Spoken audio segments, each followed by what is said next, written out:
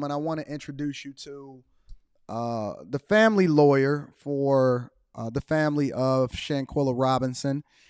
Sue Ann will be joining us. Let me add her in real quickly. Look at you Hey, looking good all awesome and morning. pretty. How you doing? Can you hear me good? Yes, I can hear you. You look awesome. Thank you. I appreciate it. Awesome. So listen, I know that I have you for a limited amount of time, but I appreciate you being able to tap in on on a platform. Just really quickly, can you give guys or everybody that's watching this a little bit of insight on who you are and the role that you're playing with the family of Shanquella Robinson? Sure, no problem. I'm Sue Ann Robinson, no relation to the family, but obviously through the case and all the hard work and how closely we work together, we are a team, we are a family at this point. I represent the family of Shanquella Robinson. I've been working on the case since probably about end of January, February. I went on a fact finding mission to Mexico on behalf of the family. I returned from the trip with the investigatory documents and a firm representation from the Mexican authorities that they had already completed their investigation and submitted all the documentation for extradition to Interpol and the FBI. Subsequently, we had a press conference in Washington, D.C., basically demanding and advising the Biden administration directly of what the status of the case was, that the ball was in fact in the US authorities court, because prior to that, the family was getting ping ponged by the US authorities saying, hey, this is Mexico's case, you got to go to Mexico, and Mexico saying, hey, this you need to go to the FBI because you're a US citizen, you need to go to them for information. So after the fact finding mission, we were able to better piece together kind of a path to justice in this case and make the demand on the US authorities to get involved. That initial plea was successful in that we did have the White House, the US White House correspondent, Ms. Karine Joseph, address the case. She did express her condolences to the family. They did acknowledge receipt of our letter and acknowledge the case, which was a step and is a step in the right direction. About 2 weeks ago, the local North Carolina FBI branch called in the family to essentially tell them that they are going to decline filing charges in the case based on discrepancies between their local Mecklenburg County autopsy Hmm. that was done a day before Shanquella's funeral and the Mexican authorities' autopsy that was done contemporaneously with her death. Um, Kind of glossing over the video, Hmm. which of course gives the family more red flags than answers in the case, but it does not necessarily stop the train of justice in the case Right. because we still have to put pressure on US authorities for that high level of diplomatic intervention that we've been asking for from the beginning in order to extradite the suspect that the Mexican authorities had already named in their case. So even Mm. if the US authorities say, you know what, we know behind the scenes there's some sort of political issues and problems and delays in the case that have led to them now declining the charges. Hmm. Mexican authorities still have the opportunity to bring this person to justice via extradition, Right. but the State Department has to approve that extradition, which Mm. requires heads of state, the highest level of diplomatic intervention you can get. The Biden administration Yep. has to talk to the head of state in Mexico in order for those synergies to occur, in order for that to be prioritized for the extradition proceedings to begin. So we still have to demand that. So I know a lot of people felt like, oh, well, the FBI declined charges. It's over. It's not over.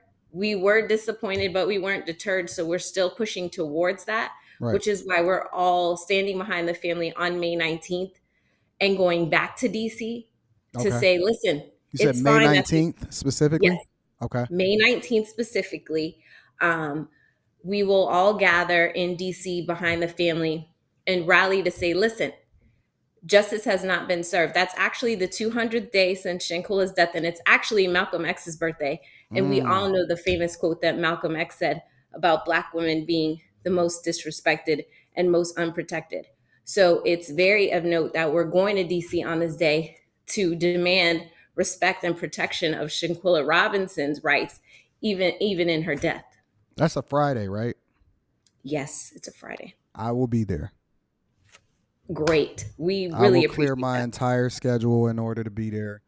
I've been very adamant and on top of this thing, and empowering my audience to make phone calls to their legislative branches and things like that. Let me ask you a question. Sure. Based off of what you know or what it is that you can communicate with us, is it multiple different suspects or is it just one suspect? Because I heard you say that the Mexican authorities had named a suspect, but based off of what we've been able to research, there were multiple Mhm. different people with her on that Right. specific trip. Is there multiple different suspects or is there one suspect? Well, there are six travel mates that were in the villa at the time, six Mm-hmm. people that have been identified as present during the trip and during the process, during the final hours of life. In the video, there is one aggressor identified as the person harming her in the video that the Mexican authorities have used as the basis for their extradition packet. They Mm. have only named one person who has been identified as the aggressor in that video. I'm not understanding why, whether it be the state, the FBI, or the Biden administration, because we get so much traction on so many things that, in my opinion, doesn't mean as much. It's not as relevant. It's not something that I believe that justice is warranted for, as far as all of the different things that people advocate for and that they use as talking points in order to get people to back the administration itself. I'm trying to understand, and I'm walking a fine line here, right? Because I understand the politics of it all. I understand that there's politics tied to every single decision, whether you look at it from a business perspective or whether you're looking at it from a justice perspective, right? And so I don't want to insult the people that were petitioning, or I don't want to throw under the bus or have any kind of negative comments towards the people that we feel have the power in order to even make this decision to extradite so that the Mexican authorities can prosecute, accordingly. But why do you think that this is not a priority? Is it because media doesn't continue to push it? Is it because people are not advocating as hard as they would other issues? In your personal and professional opinion, why don't you think that this is a meaningful thing for the administration to put on the table as far as ensuring that justice is served in this particular situation? And we've seen the video. It's not like a video doesn't exist. Right, right. And so I'll speak plainly. It's not a priority and it ties into obviously questionable politics. And, it ties into what Malcolm X said.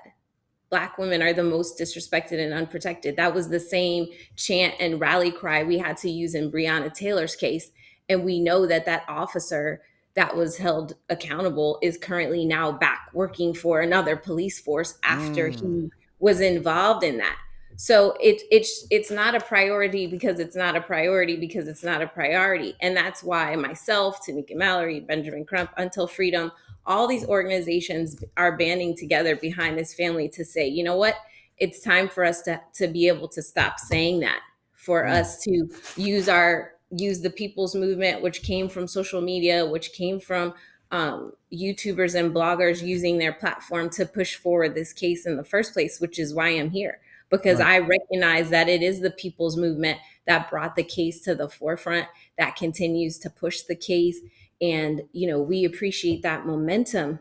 But at the same time, recognizing and understanding that there's a gap, right, between the people and what the administration is doing on the case. Like, we're all saying this is a big deal for us. We don't want, as US citizens, to go on vacation with people, be harmed. And as long as the individuals make it back to the United States, they're not going to be held accountable. The people are standing here saying we do not want this to occur. And the administration is standing over here mute and silent on the issue. And so that's again why we're going on May 19th. It is about Shanquella. For me, it's about Shanquella. It's about a beautiful, brilliant woman who went to Mexico to celebrate her achievements and was returned to her family in a box. Absolutely, 100%. It is about her. It is about her family. But the bigger issue is the Biden administration saying you can go to Mexico, Mm-hmm. um, harm someone in this way, it be captured on video, Mm-hmm. and then return to the United States and have no accountability for a crime that we've all seen. And the responsible parties are at large in the United States, which exposes anyone who interacts with them to possible danger. Right. So, why is that not a priority for the administration? I just don't know. It should be, and that's why we're working so hard, and that's why we're asking everyone to share accurate information, to share factual information, Mm-hmm. not to buy into conspiracy theories, not to spread false information, because that can be used to say, oh, this is why we're not prioritizing the case because it's some conspiracy theory on YouTube. It's not an actual case, which is why we work so hard in banding together with organizations and with YouTubers and social media, to say, no, this is an actual case. Here are the Mexican investigatory documents. This was a woman's life. It was Right. taken, Yep. and it deserves to be protected and respected. Have you, and this is one of the things that is important to me to ask, is Mhm. have you received the support of organizations that champion black causes, Black Lives Matters, the NAACP, even certain leaders that tend to be more visible when it comes to um, highlighting the issues within the black community? Have you received support from those organizations, whether it just be vocally, whether it be using their platform to spread the word, whether it be financially? What does that look like? We have absolutely received some support. I think that, initially it was hard to kind of garner support, as I said, because there was a lot of suspicion around the case because of misinformation that was being spread about the case, whether people being well intentioned or not. I think currently the momentum is in the direction of us receiving more and more support. Our initial press conference was attended by the president of the NAACP in DC. We had a lot of support from national media. So we're just working to continue that momentum to say, listen, just because the FBI has declined charges, it doesn't mean that the train of justice is dead and over and left the station and there's nothing more to be done. There's more to be done. We still have a space to tell the US authorities, you got to prioritize this case, get out of the way, and let the Mexican authorities hold this person accountable for what occurred. What does justice look like for the family? Right. And I know that I'm sure that they're just absolutely still in shambles. It's really still hard to deal with. And one of the worst things I would imagine for the family is to have to deal with the grieving that comes along with while still trying to get justice for for Shanquella Robinson and things like that. What does justice look like? Is it just the prosecution? Is it seeing it through to where everybody that was involved is prosecuted? Is it Mhm. acknowledgement from the federal government that this was a problem, or what does justice look like for the family from your perspective? It has absolutely been an emotional roller coaster from the very beginning, grieving your daughter, sister, child, and then at the same time having to do all of this, right? They Yep. have to attend press conferences, they have to retain counsel, they have to deal with comments and people creating conspiracy theories about their family, about what their day-to-day life looks like, about their daughter, etc. So it's just a lot for any one family to have to deal with without notice, right? Because they didn't know this was going to happen. I think justice for them looks like accountability for whoever was involved in her death. I think it's important to say, and I always say on any platform, these were not her friends, these were her travel mates. Please don't refer to Mm, them as her friends, because referring to them as her friends infers something about her judgment, gives yeah. people an opportunity to have a whole dialogue that is separate from the fact that we saw on video someone who was unresponsive, who was being beaten and attacked, a Black woman whose life was taken, and no one has been held accountable for those actions. That's the bottom line. And so it is very harmful just to the narrative and the truth to call the individuals that were in the villa her friends. Yeah. They weren't her friends, they were travel mates. But justice absolutely looks like the person's responsible being held accountable, not being able to just walk around as if Shanquella's life wasn't taken in such a heinous and brutal way. Let me ask you a couple other two other questions. One is going to be really quickly, because I know that you have to get out of here really soon. A, where can they find you and follow you? Because I know that you keeping everybody up to date on everything that's going on with regard to Shanquella Robinson. Right. You can go to our firm page. It's Frontline Law on Instagram. So I try to post in my stories and on the page the updates. We have it on our website at thefrontlinefirm.com, and then on my personal Instagram at Not Just a Lawyer, And then the second question that I have is, and uh, YouTube. I forgot about that. yeah. The second question, and I'm gonna post everything in the description of the video, all the information for people to be able to follow you and stay afloat on what's going on. The second question that I have is, what's next for you? Right? Let's just say hypothetically everything gets prosecuted, Mhm. um, and there's a level of justice. Actually, let me revise it. My final question is this: do you Okay. think that if this had happened on U.S. soil, right?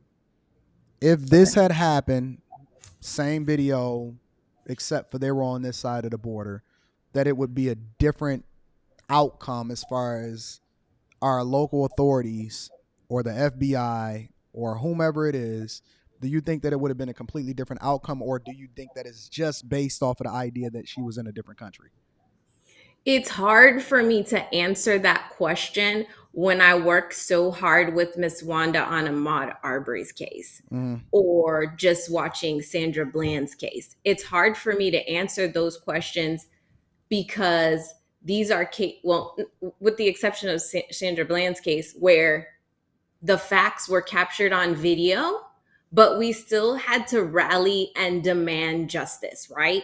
yep. So it's hard for me to sit here and say, oh, well, of course, if it happened in the US and there was a video, it'd be open and shut case. It's very difficult for me to say that, knowing that we have cases and instances where the abuse and murder of Black people are captured on video, and we still are in the position where the families have to band together with the community to rally and demand justice. So it's hard for me to answer that question. I apologize if that sounds No, like a no, no, no. lawyer, That's but great. it's That's just great. true. It just is what it is, I unfortunately. I understand what you're saying.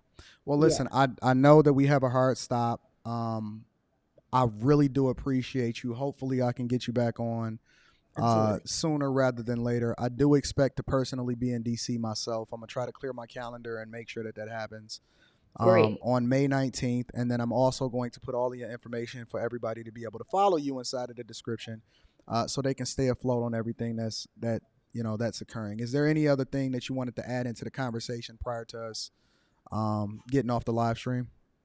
Yeah, definitely. May 19th will be in DC. We will put on all the social media platforms what people can do, how they can support that movement on May 19th.